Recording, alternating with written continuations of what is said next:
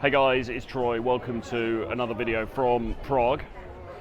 It's not a competition, you know, it's really not a competition, and this is something you need to bear in mind, and this applies to, as always, any side of life really. Obviously here we're primarily talking about dating and relationships, but equally this applies to business, it applies to your career, it applies to any artistic endeavor that you're doing, any sporting endeavor, whatever. Well, actually, no, that's incorrect. A sporting endeavor probably is a competition. But as far as your dating life's concerned, and as far as your self-development life is concerned, it really isn't a competition. The only competition you have is with yourself, okay? Now, it's super, super easy to get caught up in the weeds with this stuff and to compare yourself to other people, and that is particularly going to happen if you happen to be in a pre-existing hierarchy, okay? Because the way that pre-existing hierarchies tend to work, and I'm thinking about sort of male friendship groups here specifically, is that the roles tend to get defined quite early on, and once your role has been defined in that group, it can be very hard to move out of it, you know? It can be very hard to move out of it because probably you're going to have somebody who is quote unquote the alpha of the group, who is the most popular, who's maybe the best looking, who maybe gets all the girlfriends, who's maybe got the best car, you know, whatever, all of that stuff, right? So you're going to have somebody who is the self-designated or not kind of alpha of that group, the friendship group that you're in.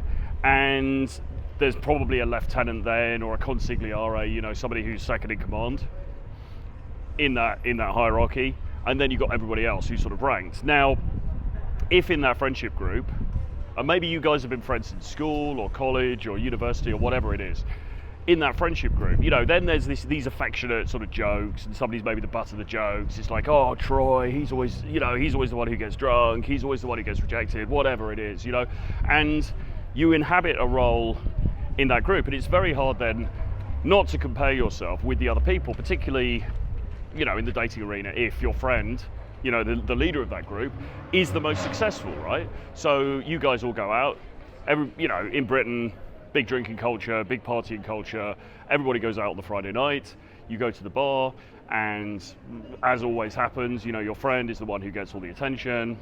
He gets the girls talking to him or looking at him, checking him out.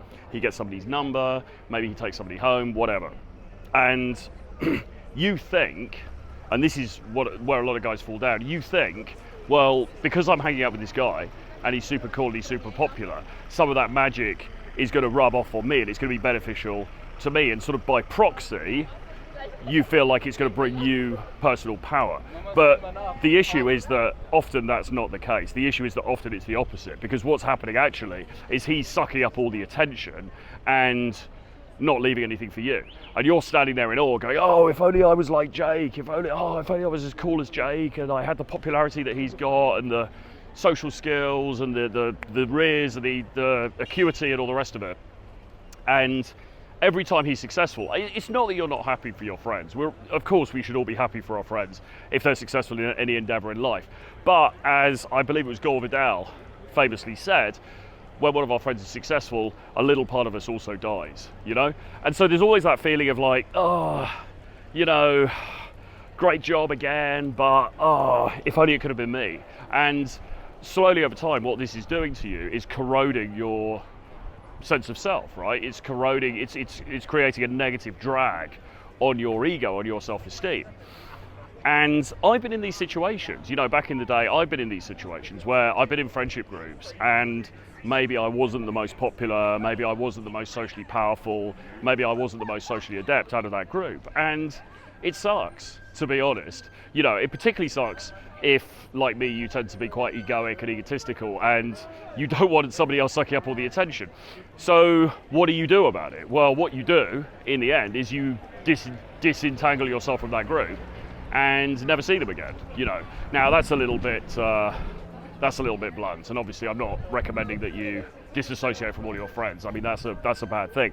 But you should think about this. You should think about these dynamics, because if you are somebody who is struggling with the dating stuff and you're also, and this is resonating with you, you know, you're also in a friendship group and there's somebody else in that friendship group who's getting all the attention and it's not you, and you're consistently feeling bad about it, but what can you do because that's just how life is, then something is wrong, okay?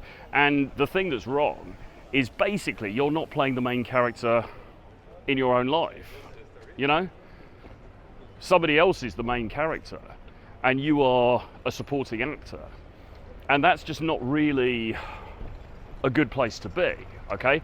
And I was humorously referencing narcissism and so on earlier, but I mean, on a more human level or on a more palatable level, you know, you need a piece of the action too, right? You know, you don't want to be in a situation where you constantly feel second best to other people. And once again, you know, this could apply in all areas. I mean, maybe you're in a job where you feel like you're constantly overlooked. Maybe you're in a company where there's somebody else who, for whatever reason, has the eye of the management, and they're the one who's always getting the praise. Even if they haven't necessarily done the work, they're getting put up for promotion all the time. They're getting given pay rises and stuff like that, and you're not. And once again, you know, is that a situation that's sustainable for you over time? Well, not really, you know? You need to go where you're appreciated. And the same thing is true in your friendship group as well, okay? So when I say it's not a competition, it's not a competition because the success of that guy, the success of this other person who always seems to be doing better than you, or these other people, is actually really nothing to do with you, because it always comes down to raw mathematics, and there are 8 billion people on the planet, okay? So just because somebody that you happen to be born in the same town as, and they're doing a bit better at you in dating or in work or whatever, it's kind of statistically irrelevant, right? It doesn't actually matter, okay? Yes, you're friends, yes, you've known them for a long time, but they are a completely separate human being, right? What they're doing, it's got nothing to do with you. It doesn't detract from your personality, it doesn't detract from your value. It's just they're doing something, they're on a different track, and you're on your own track, okay? But it's easy to get bogged down in the weeds and to sort of disregard that and to think that it matters more than it does. And as I said, the problem with that is that it's corrosive, it's mentally corrosive because it weighs on you, and over time it creates this vicious circle where you start feeling bad about yourself, so the energy that you're putting out into the world is compromised and your results get worse, and the other person is going the other way. It's a virtuous cycle for them where they're feeling better about themselves and their energy is better, they're getting better results, and they're feeding off your energy. It's almost like they're sapping your energy and taking it on for themselves. Not in a malicious way. They're probably not conscious that they're doing this, but this is essentially what's happening under the bonnet. So you need to break the cycle, because in the end, they are not responsible for your life. And look, these people might be super friendly to you. You know, your friend might be like, oh man, you know, I'm gonna help you out, I'm gonna do this, I'm gonna do that.